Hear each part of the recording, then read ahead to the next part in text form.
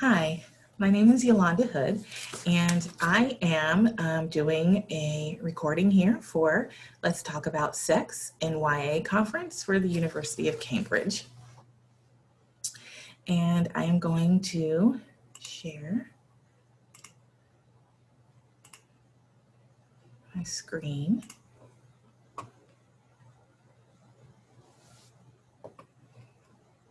Alrighty, I think I am sharing my screen with you now. So my presentation is What's Love Got to Do with It? Love and Sex in Young Adult Literature by African American authors.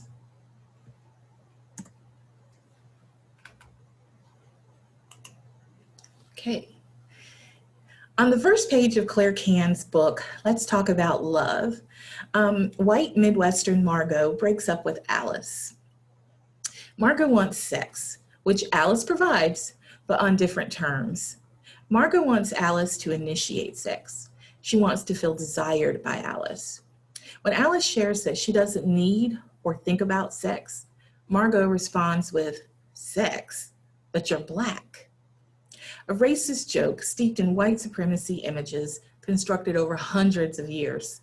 This joke makes the breakup a little less painful for Alice, who wants to date a racist. But it also drives Alice to reflect.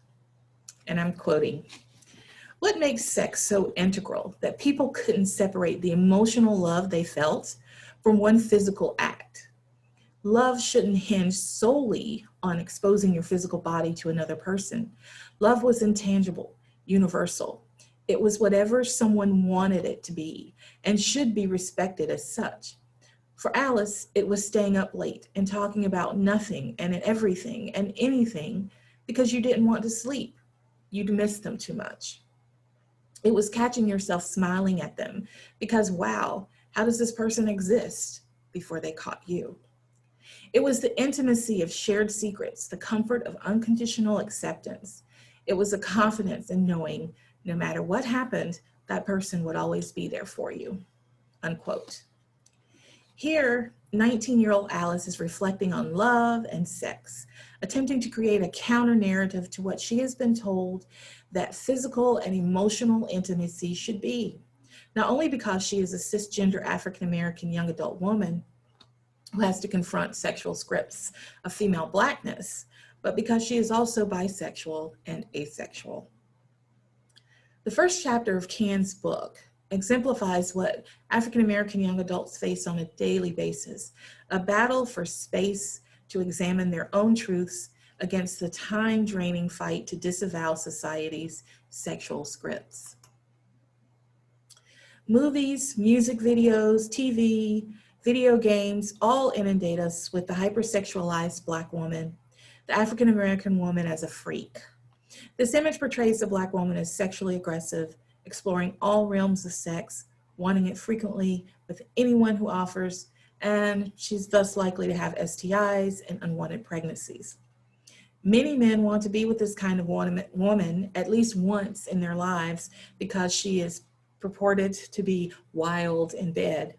This image isn't just status quo for the Black woman.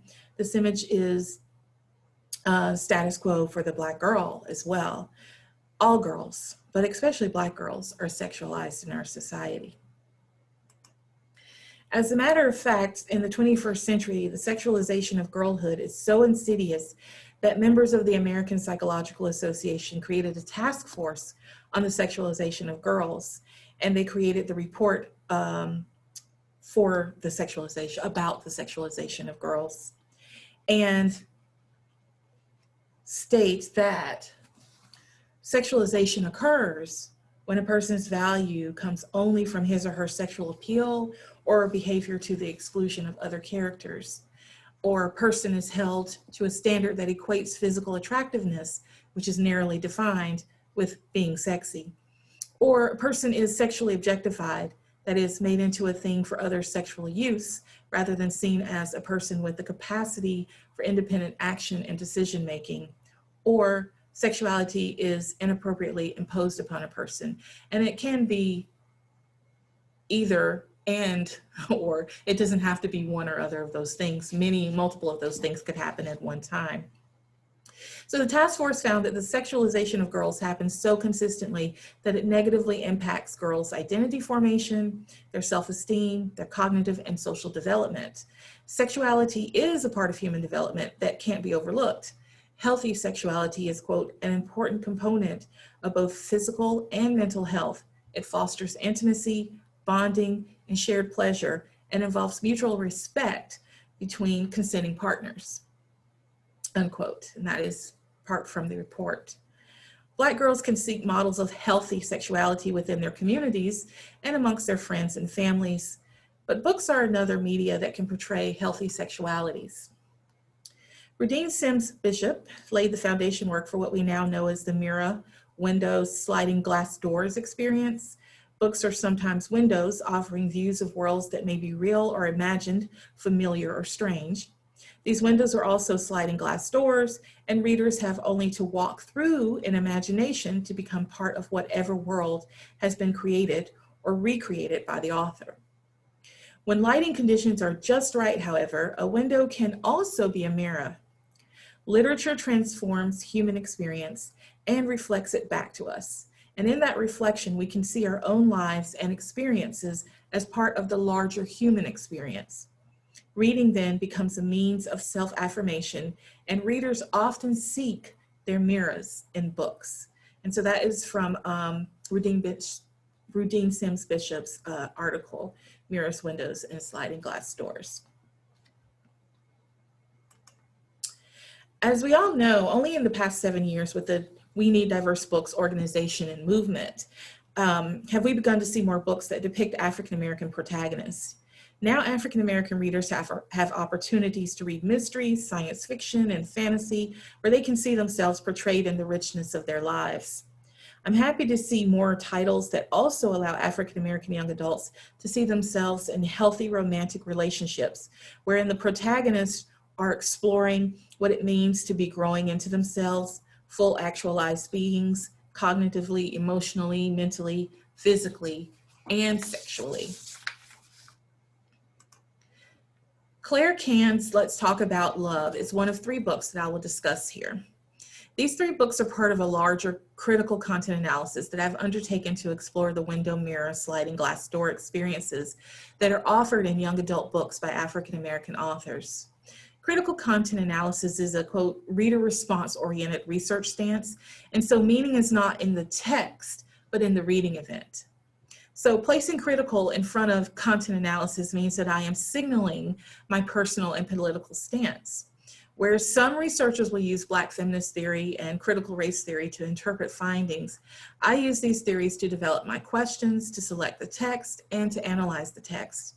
So it's important to me that books are and will be produced that will appeal to young adult readers, and especially African-American young adult readers. It's important to me that those books give accurate depictions of the diversity within Black cultures. For this specific discussion, I selected titles written by African-American authors published within the past 7 years, with young Black women between the ages of 16 and 19 as the protagonists. Now, these titles are also in the genre of contemporary realism. The protagonist had to be searching or exploring in some way their understanding of love, romantic relationships, and or sexuality. My assumption is that African-American authors will depict diversity within African-American cultures because they want to write the characters that they didn't get to read and see as young adults themselves. But I am interested in how those diversities manifest in ways that counter the racist images and structures, systems, etc., that are in place. The 3 titles are Finding Yvonne by Brandy Colbert, Smash It by Francina Simone, and Let's Talk About Love by Claire Can. I read each of these titles twice, once for the pleasure of reading, to allow myself to simply be immersed in the text as a reader, and again as a researcher, writing in the margins, using sticky notes, etc., to specifically seek to answer my questions. I realize that my questions are quite broad, but that allows me to capture a broad expanse of data that can be mined for future analyses of specific sexualities and genders, etc. So I coded for acts of affection, which includes things like hand-holding, touching, back rubs, kisses, penetrative sex, etc. I also coded for instances where any characters speak about social mores, practices that seem detrimental, like slut shaming, etc. And I coded for demographics like race, sex, gender, siblings, age, careers, that kind of thing. So my questions are, who gets to have a romantic relationship? And how, if at all, do romantic relationships manifest in physical ways? What are the messages that are relayed to characters and their readers when exploring physical or non-physical intimacy in romantic relationships? So Yvonne is a high school senior. She's being raised by a single father who is a successful chef. She attends a private school, has her own car, and lives in a nice home in an upper-class neighborhood. And although she has it all, she struggles with loneliness and insecurity, which are brought on by her mother's abandonment of her when she was 5.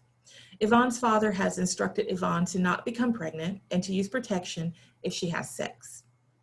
As a matter of fact, he assumes that Yvonne is having sex with his promising 20-year-old sous chef, Warren.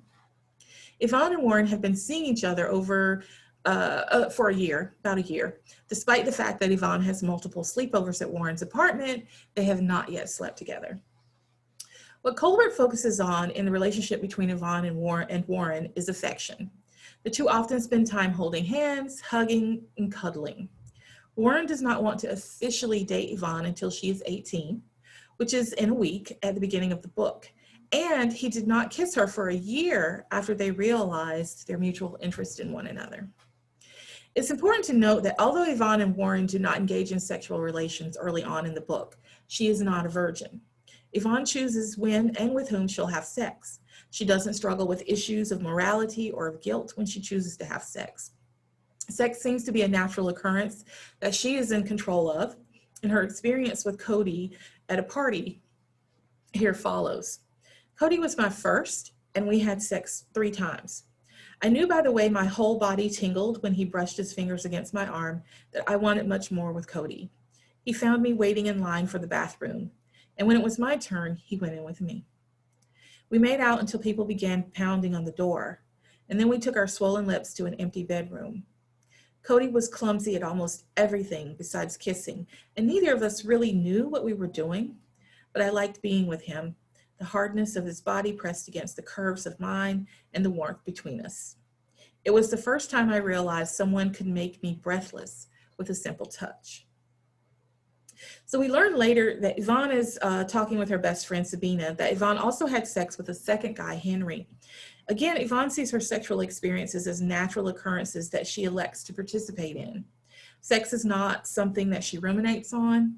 Colbert provides further evidence of Yvonne's healthy sexual identity when Yvonne validates Sabina's choice not to have sex. And Sabina says, "I just want to wait for marriage. That seems so antiquated, right?" "No," I say quickly. "I never considered that for myself, but I don't think there's anything wrong with it. All that matters is that what you want, and anybody who cares if you're having sex is stupid," unquote. So Colbert provides a mirror for young girls who want to think critically about their bodies, their needs, their desires. She provides viable options for girls, whether they choose to have sex or not. The experiences they face, like life, are not perfect. Yvonne and Warren break up for a brief time. Yvonne dates another guy and has sex with him. Once she decides what she does indeed want, that she wants a recognized and committed relationship with Warren, she sleeps with him as well. But despite all her best efforts with protection, she uses a condom in every instance of sex. Yvonne does become pregnant. So we might equate this occurrence with the 1980s kind of trope of the teen girl having sex and becoming pregnant or dying as a result. But again, I believe that Colbert provides a wonderful sliding glass door window experience here. Yvonne is what we might call mature about the situation. She is devastated. She did what she was supposed to do, and she used protection. She doesn't regret having sex, but perhaps naturally and realistically, I think, she does wonder if it's punishment. Sabina said, "What happened," and I'm quoting, "isn't punishment.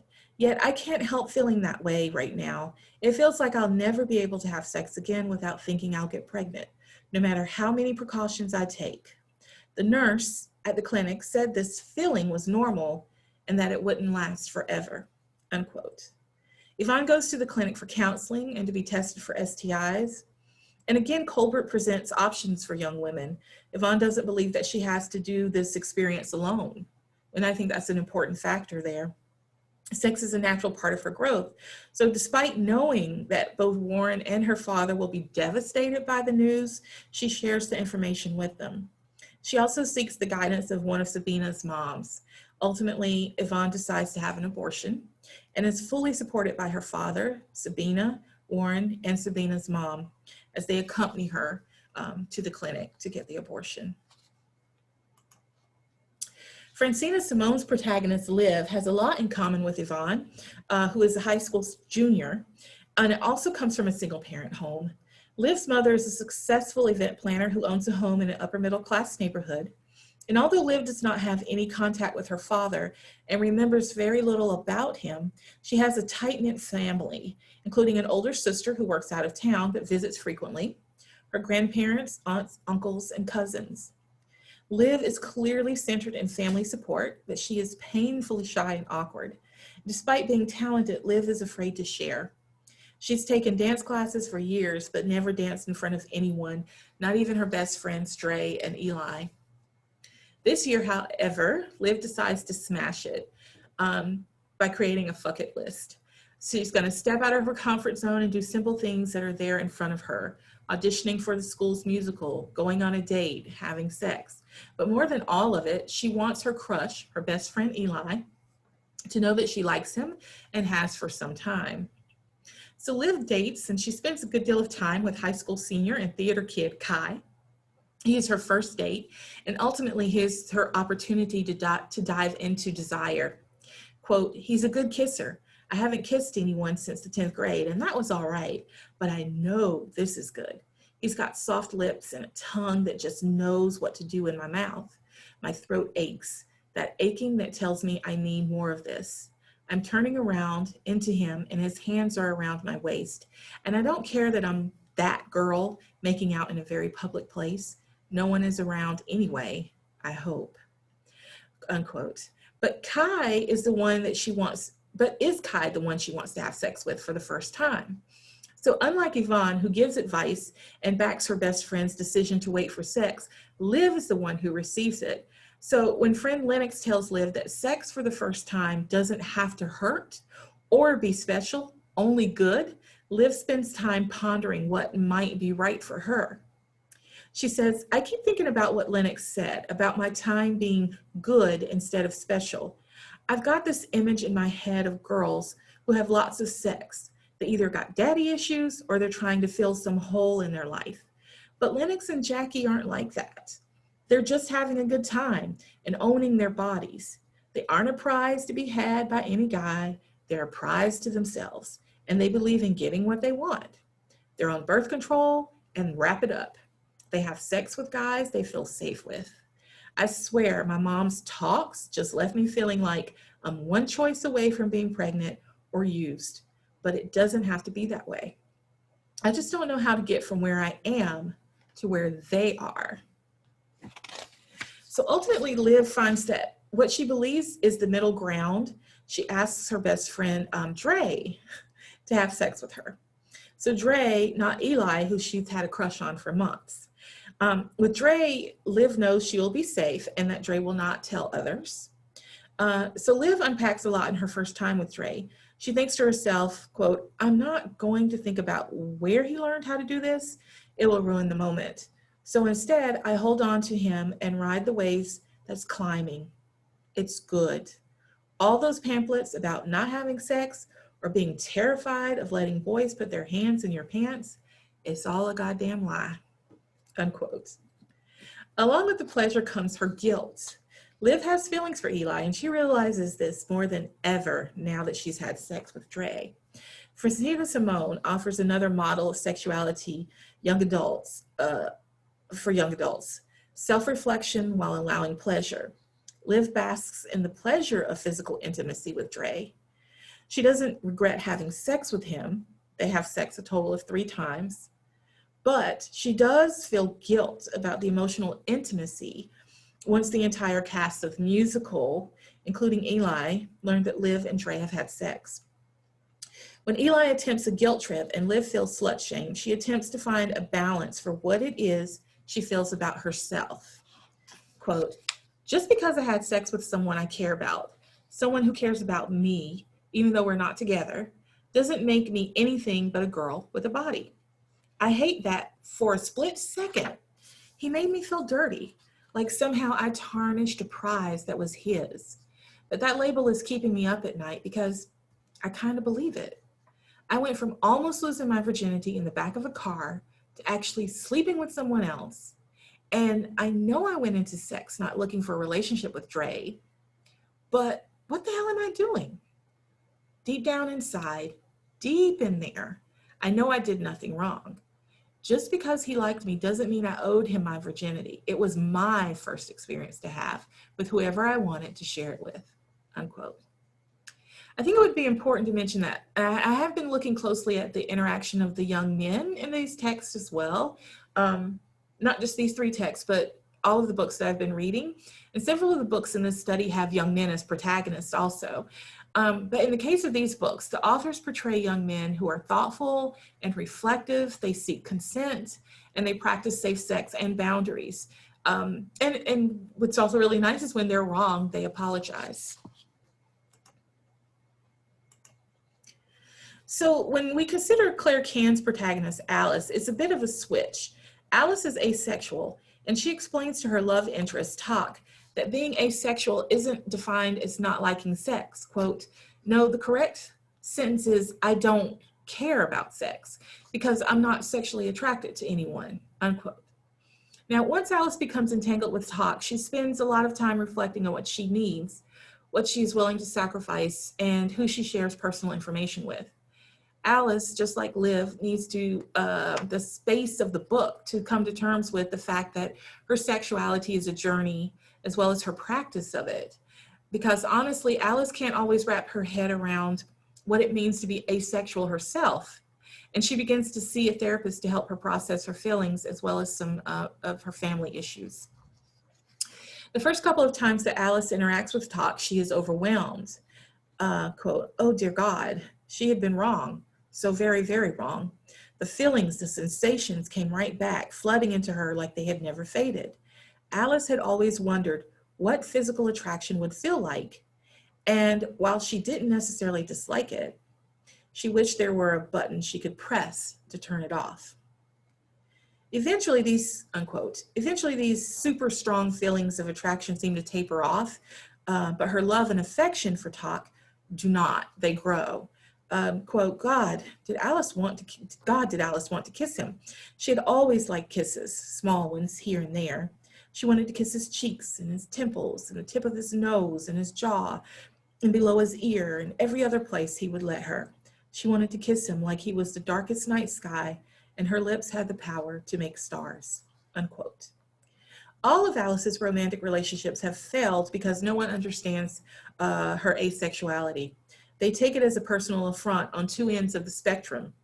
So what aren't they doing is one of the ends of the spectrum. So they're blaming themselves to she's just a cold fish, which is abusive, the other end of the spectrum. So her biggest fear is being alone.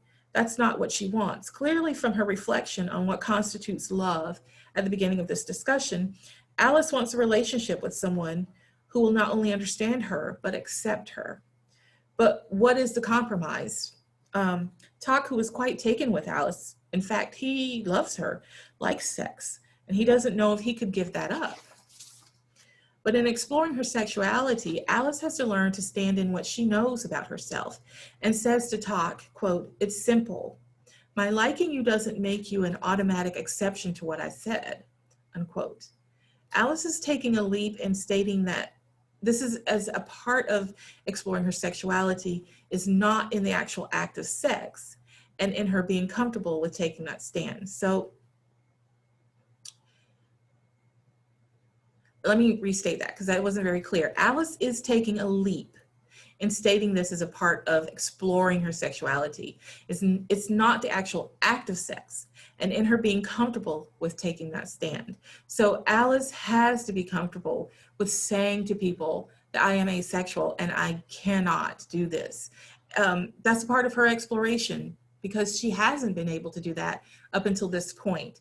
And so she takes that stand now with talk.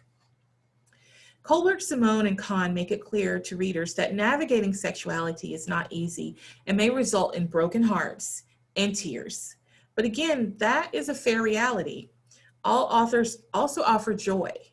All three protagonists reconcile or extend their relationships with their love interests into whatever their happily ever afters may be. So these three books are interesting to highlight because there are clear occasions where the protagonists are sorting through society's messages about sex, their bodies, and morals. The authors are quite obvious in foregrounding the societal and familial expectations for young Black women. Quote, Yvonne admits that she feels slut-shamed by Sabina. She states, quote, I don't want to be annoyed with her, but it's hard not to think she's judging me.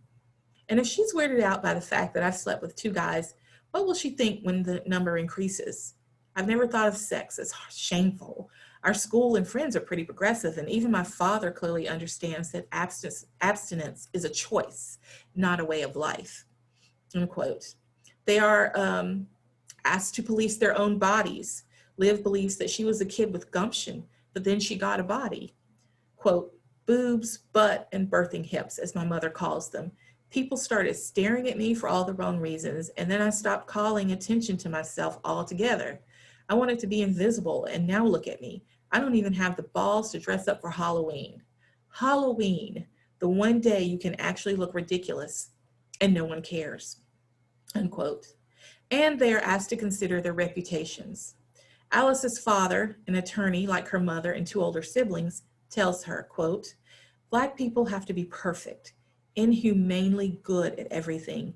And even then we can fail because that's the way the system is set up. Twitter, Tumblr, and even Facebook, if she was willing to risk blind rage, kept her well informed of what the world thought of her. She was Black, female, and queer, unquote.